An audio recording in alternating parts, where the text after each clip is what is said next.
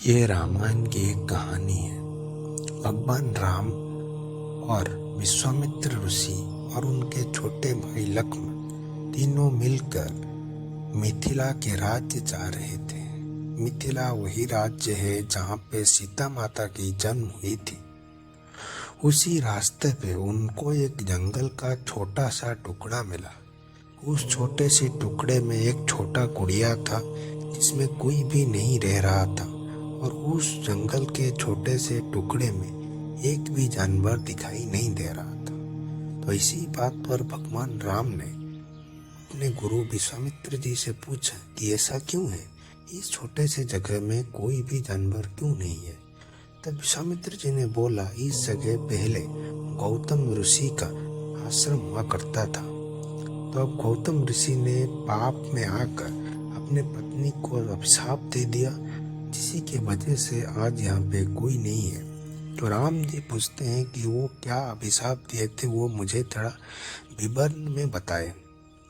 तब विश्वामित्र जी बोलते हैं कि एक दिन ऐसा हुआ था कि ऋषि गौतम उनके पत्नी की आत्मा को लेकर, यानी कि उन दोनों के शरीर को अपने आश्रम में छोड़कर सिर्फ आत्मा को लेकर बाहर तपस्या करने के लिए गए थे, लेकिन अपनी बेटी को उन दोनों के शरीर को रक्षा करने के लिए बैठा कर गए थे।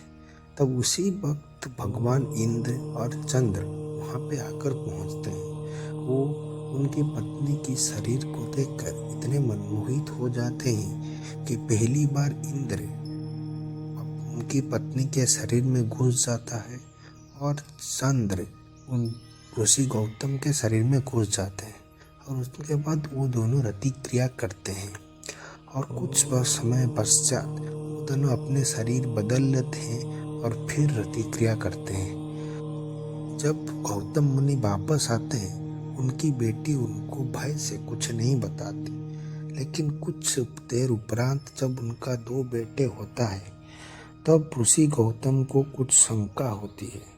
इसी बात पर वो अपने बेटी से पूछते हैं और उनकी बेटी सब कुछ सच सच बता देती है। और उसी सच को सुनकर ऋषि गौतम सह नहीं कर पाते, इसीलिए वो अपने पत्नी को अभिशाप दे देते हैं कि तुम वहीं पे एक शिला बनकर रह जाओ। अब जब अभिशाप उन्हें मिल जाता है, तब उनकी पत्नी उन्हें भीख मांगती है, उन्हें क्षमा मांगती है। तब इसी बात पर गौतम मुनि बोलते हैं कि जब त्रेता युग में भगवान राम इसी दायरे से जाएंगे तो वो तुम्हारे शिला पर अपना पैर रखेंगे, तब तुम मुक्ति हो जाओगे। और इसी गुस्से को ठंडा करने के लिए वो इंद्र और चंद्र को भी अभिशाप देते हैं। वो चंद्र को इसी अभिशाप देते हैं कि तुम आधे पक्ष के लिए बढ़ते रहोगे, आधे पक्ष के लिए छिड़ते रहोगे। और वो इंद्र को भी अभिशाप देते हैं कि वो आज से सहस्त्र जोनि के नाम से कहलाएगा। इसी वजह से ही आज इंद्र 15 दिनों के लिए बढ़ता रहता है, फिर 15 दिनों के लिए घटता रहता है।